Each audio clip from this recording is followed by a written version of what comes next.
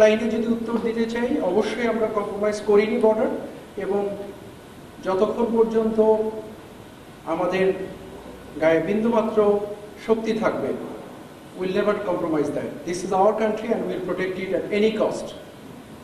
এটা আপনার দেশ, এটা আমার দেশ। এই দেশের সার্বভৌমত্ব বিনষ্ট হতে পারে কোনো একটা সম্প্রদায়ের মাধ্যমে, এটা কখনোই হবে না।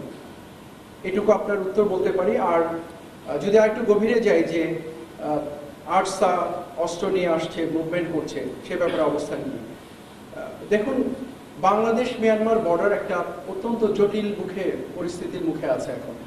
এখানে কোনো মিয়ানমারের যে সরকার, যেটা আমরা বলি, যেটা তাদের সেই সরকারের অস্তিত্ব বিলীনের পথে। আরাকান আর্মি রাখাইন স্টেটটা অলমোস্ট দখল করে নিয়েছে, 85 থেকে 90% দখল করে নিয়েছে, কিছু জায়গা বাদে। সো এখানে, এবং আরাকান আর্মিও তো একটা অথরাইজড সংগঠন নয়। সো এই জায়গাটাতে না আছে কোনো সরকারের অস্তিত্ব সেভাবে, না আছে আরাকান আর্মিকে স্বীকৃতি দেওয়ার মতো করে একটা অবস্থান।